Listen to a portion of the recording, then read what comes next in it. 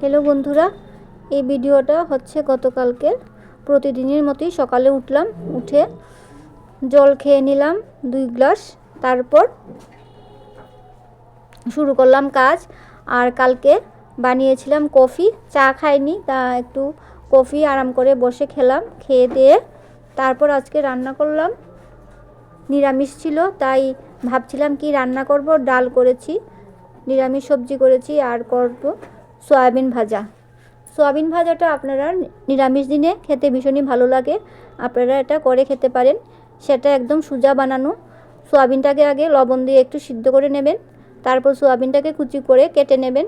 তারপর কড়াইতে একটু তেল বেশি দিয়ে তার মধ্যে শুকনো মরিচ, তেজপাতা ফোড়ন দিয়ে তার মধ্যে কেটে রাখা সয়াবিনগুলি দিয়ে একদম লো স্টিমে এটাকে ভাজতে হবে। আর এর মধ্যে দিয়ে দেবেন লবণ, হলুদ, একটু মরিচের গুঁড়া আর সামান্য একটু জিরের গুঁড়া দিয়ে এটাকে একদম লো ফ্লেমে আস্তে আস্তে এটাকে ভাজতে হবে। এইরকম ভাজা করে আপনি গরম ভাতের সাথে ঘি বা বাটার দিয়ে খেতেও ভালো লাগে, বা ডালের সাথে খেতেও ভালো লাগে। আপনারা এটা বানিয়ে খাবেন। তাহলে বন্ধুরা, আমার ভিডিওটা আমি এখানেই শেষ করছি, আর বিশেষ বড় করছি না। দেখা হবে পরের ভিডিওতে।